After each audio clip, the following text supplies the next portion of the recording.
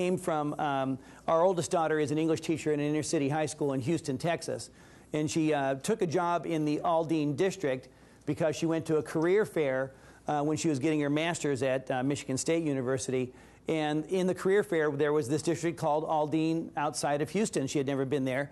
But when she found out that they paid $5,000 more a year for a beginning teacher, Kelly said, I'm going there. So she went there, nothing to do with anything about any spiritual things. It had to do with money at that point. And so she went to work in Houston, and she quickly found out that there was something called the Aldine Way. Now, how many of you deal at the secondary level at high school or middle school or junior high or whatever? Kelly, being a high school English teacher, she's got 200 kids or 150 kids on her roll book every year. And she was told when she first became a teacher, you will contact all of your parents every semester. And she works in this inner city place where there's a lot of chaos in these houses because of what's going on with their poverty. And she said, well, I'm her stepdad, so she calls me Steve. She said, Steve, what am I supposed to do? I said, call him, see what happens. Over the years, the percentages have changed in the positive direction. But the first year, a third of the parents said, yeah, I want to work with you. A third of the parents hung up on her. And a third of the parents swore at her and then hung up on her. But all that's moving in a positive direction as she continues doing it. And she has found that to be a really good part of what she does as a teacher. So I would ask you to think about that. What is whatever the name of your organization is, what is the way you do business in relationship to the services you're providing? That's the point that Fullen's trying to make here, I think. So I don't want to spend a whole bunch of time on this, but you've got some slides that explain what each of the secrets are. If you take a look a little bit further down in the PowerPoint, just scan through that quickly so you kind of begin to get even a better idea of what is meant by each of these secrets.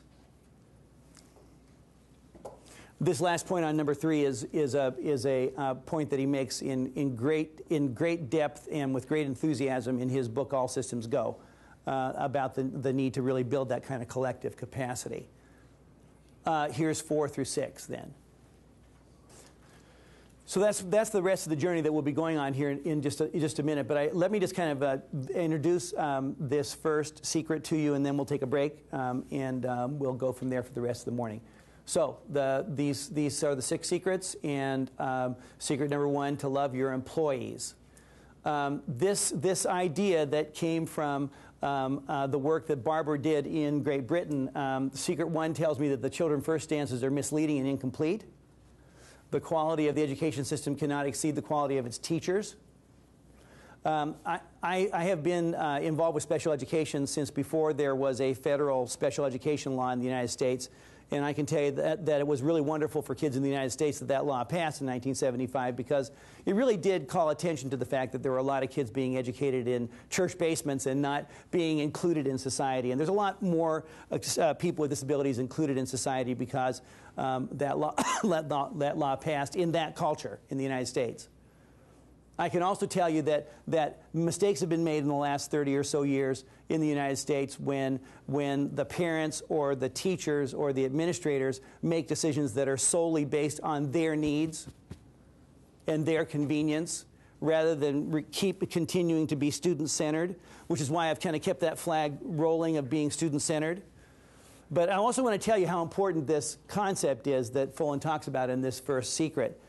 A year into my 11 years of being the state director for all those at-risk programs, I was unceremoniously taken off the white horse that I had put myself on for the first year of my employment as the state director, and thrown into the mud and given a 3-legged mule that no one could ride, and I had to walk next to the mule.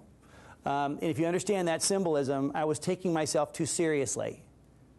And I was told by some people what the truth was, and they were right.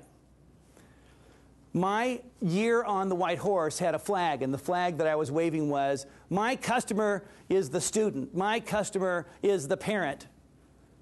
And I kept waving that flag. And the local directors of special ed and at-risk programs in the school districts in Utah were beginning to arm themselves for an insurrection, because they were also a customer of mine. In fact, they were the frontline customer of my agency. Not parents, not students, because I couldn't get to any parents or any students except through them. So about a year in, they told me that in a very, very specific way. They said, Steve, you know, you really have good ideas, and we don't give a shit if you have good ideas. We're going to arrange for you to be fired if you don't start understanding who your customer is. And your customer is not the parent. Your customer is not the student. Your customer is us. And until you get that, you're never going to accomplish what you think is so important. That we agree is important, by the way. And at that moment, I understood that point, and thank goodness they allowed me to keep my job, and on we went. And I started treating those great people as my customers, and boy, did we accomplish a lot together. It was really wonderful. So this idea of helping employees find meaning, that notion of helping people who are your customers and your employees really understand why they're doing the work they're doing is the point that he's raising. There's a great term here that is included in this book called firms of endearment, which I think is a really nice way of putting that. And some authors that full in quotes that these organizations are all organizations that kind of stake their claim on this notion that no stakeholder is more important than any other. So I don't know if you would agree that these are firms of endearment, but let me tell you the premise behind this idea of firms of endearment before we take our break. Covey wrote in his 8th Habit book a very interesting thing. He told us when I worked for him several years before that he had another book in him, and he wasn't going to tell us what it was, but he said it's going to be a good one. And it was the 8th Habit. The 8th Habit, find your voice and inspire others to find theirs. Find your voice and inspire others to find theirs. That fits exactly into this notion. But he says what is true is that we've moved away from success being the reason why we do what we do to contribution and significance being the reason why we do what we do. There's a book on the book list by Zogby, who's a great pollster, and he polled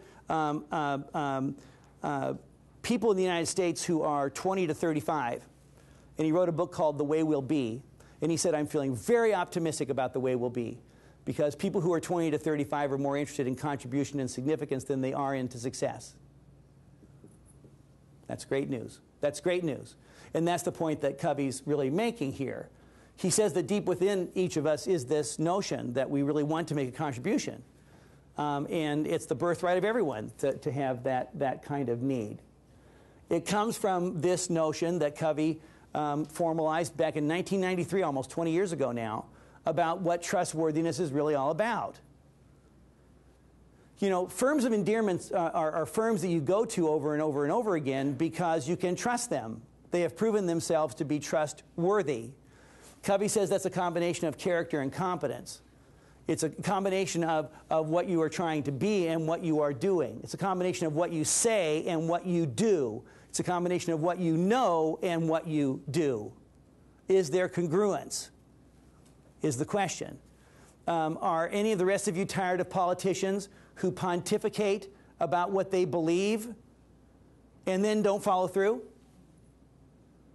I wrote an editorial for the evening newspaper in Salt Lake for 2 years after I left state government, and I thought it was kind of cool. They hired me because it was the paper owned by the Mormon Church, and they paid me $50 a month to write an editorial with my picture. You know, it was like I was on the front page of one of the sections once a month, writing an educational editorial. And I really talked a lot about this point about character and competence. I want to write another editorial right now, and I want to ask the people who call themselves Christians or Buddhists or they practice Judaism or whatever, I want them to share with me where in their doctrine it says that the only people we're supposed to take care of are people who look like us. Or the only people we're supposed to take care of are the elite, because it'll all trickle down to the rest of the people who need help. I want them to tell me where in their spiritual doctrine it says that that's okay, because it isn't. The trustworthy person is someone who talks about it and lives it and shows it and does it. So what Covey talks about here is this notion that character is a combination of integrity, maturity, and having what he is really well known for, having an abundance mentality rather than having a scarcity mentality. The issue of maturity is what I'll kind of end on for the sake of taking our break. But Covey has an interesting way of defining the issue of maturity. When you think of a mature person, what are some adjectives that come to your mind? When you think of a mature person? Poised. Poised. Good. Good. Responsible is another good one. Knowledgeable is good. Pensive, so you're not so obviously ready to, yeah, that's right, good. That's a good one. I always hoped it would be old would be one that you'd think of. But, you know, getting older is like inevitable if you're lucky, but getting more mature is not always inevitable, right? I've had hair that's a little bit darker than this since I was 30. And so I was looking forward to my 50th birthday because then everyone would think I was mature. Because I have hair like this color and like I'd be mature. No. No. You've got to act mature, right? Covey says maturity is a combination of two things. One, being courageous with the principles that you hold most dear. At the break, I want you to think about this as paid or unpaid professionals. What are the principles, LES, the principles that direct your practice? Not guide your practice, direct your practice. The kiss of death for a mission statement in a school is when you ask the question of the school, what is the purpose of the mission statement? And the school says, it guides what we do. When they use that verb guide, throw away the mission statement because it's not a mission statement. Mission statements and principles don't guide your action. They direct your action 100% of the time. The courageous person is the person who never violates his or her principles, period. But that's only half of maturity. The other half of maturity, Covey says, is to be considerate of everyone else's principles. So it's courage plus consideration that equals maturity, which is why it's so hard to achieve, right? I remember railing against the whole language movement in the United States because I could just see that that wasn't going to work for at-risk kids. And the data we're building, that 30% of the kids in America were not learning how to read based on the use of a constructivist whole language approach for all kids. For some kids it works, for all kids it doesn't.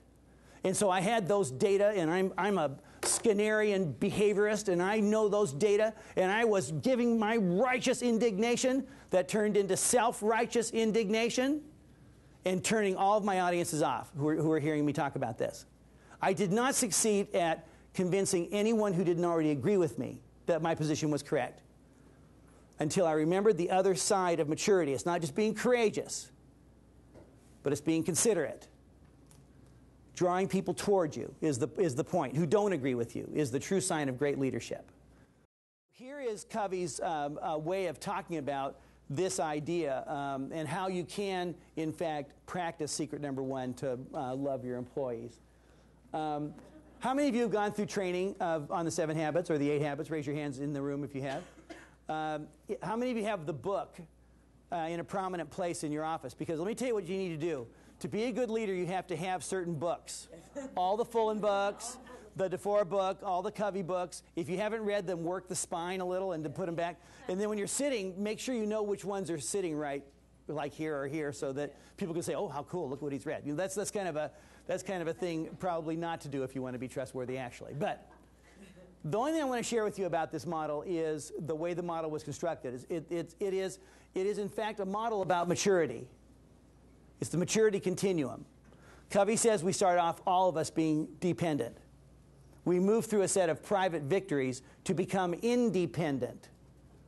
But the goal in life is not independent based on his research. The goal in life is interdependence, which is precisely correlated to what the RTI revolution is finding about those schools and school systems that are actually having success with RTI. They are becoming a solidified, a solid unit, moving in one direction together, in this general direction that Jack Welch talked about, you know, this theory that travels. That idea of interdependence is the goal, and you can only do that with a set of public victories. When he wrote the 8th habit, he said, the 8th habit adds depth to find your voice and inspire others to find theirs. So that's really kind of a nice model, I think. He says that voice is a combination of these 4 issues in his book. And what I love about this most of all is I love listening to people who are musicians and actors and actresses who say,